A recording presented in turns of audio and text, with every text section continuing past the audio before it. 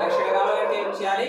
రక్షణ కావాలంటే యేసుక్రీస్తును ఒప్పుకోవాలి. యేసుక్రీస్తును ఒప్పుకోవాలి. ఒప్పుకొని ఏం చేయాలంట? మన పాపాలని ఒప్పుకోవాలి. ఏమని ఒప్పుకోవాలి? ప్రభువా, నేను పాపంలో పుట్టాను, పాపంలోనే పెరుగుతున్నాను. నువ్వు నా పాపం కొరకు లోకానికి వచ్చావు. నీవు మరణించి నీ పరిశుద్ధమైన రక్తంలో నా పాపాన్ని కడిగావు. నన్ను నీ కుమారుడుగా కుమార్తెగా చేసుకో అని ఎవరైతే నోటితో పాపాన్ని ఒప్పుకొని హృదయంతో నిజమైన జీవగల దేవుడు రక్షకుడని ఎవరైతే నమ్ముకుంటారో, విశ్వసిస్తారో, వారికి నా యేసయ్య రక్షణ ఇస్తాడు. వారికి నా యేసయ్య అపవాది చేతిలో నుండి విడిపిస్తాడు. పాడైపోయిన మీ జీవితాలను సరిచేస్తాడు. నశిస్తున్న మీ జీవితాలను రక్షణలోకి నడిపిస్తాడు. యేసు లోకానికి ఎందుకు వచ్చాడంటే రక్షణ ఇవ్వడానికి, అపవాది క్రియలను లయపరచడానికి లోకానికి వచ్చాడు. తర్వాత యోహాను సువార్త 3:16 ప్రకారం ఆయనను నమ్ముకొని రక్షణ పొందితే ఆయన ద్వారా ఏముంది? మనకి నిత్య జీవము. ఏముంది మనకి? దేవుడు లోకమును ఎంతో ప్రేమించెను కాగా తన అద్వితీయ కుమారునిగా పుట్టిన వాని యందు విశ్వాసముంచు ప్రతి వాడును నశింపక నిత్య జీవము పొందునట్లు ఆయనను అనుగ్రహించెను. ఎందుకు అనుగ్రహించాడు దేవుడు యేసు ప్రభుని లోకాన్ని మనకి? ఎందుకు అనుగ్రహించాడు?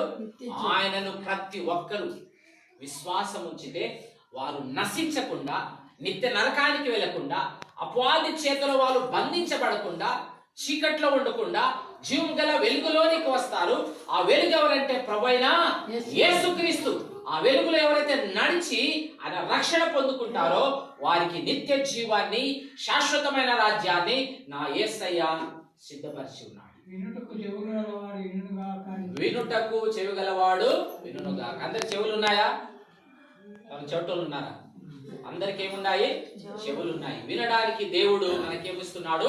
శుభవార్త, మంచి వార్తను దేవుడు ఏం చేస్తున్నాడు? అందిస్తున్నాడు. కాబట్టి మీరు విని గ్రహించి నాకు ఏం కావాలి? రక్షణ కావాలి. ఏం కావాలి?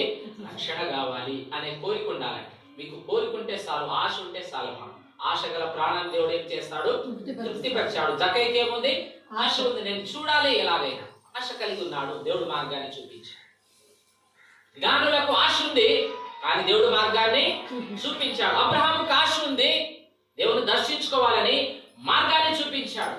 ఈరోజు మీకు దేవుని పట్ల ఆశ ఉంటే, నేను కూడా యేసు ప్రభు బిడ్డగా మారాలి, నాకు కూడా రక్షణ కావాలి అని ఆశ మీరు కలిగి ఉంటే దేవుడు మార్గాన్ని కూడా చూపిస్తాడు.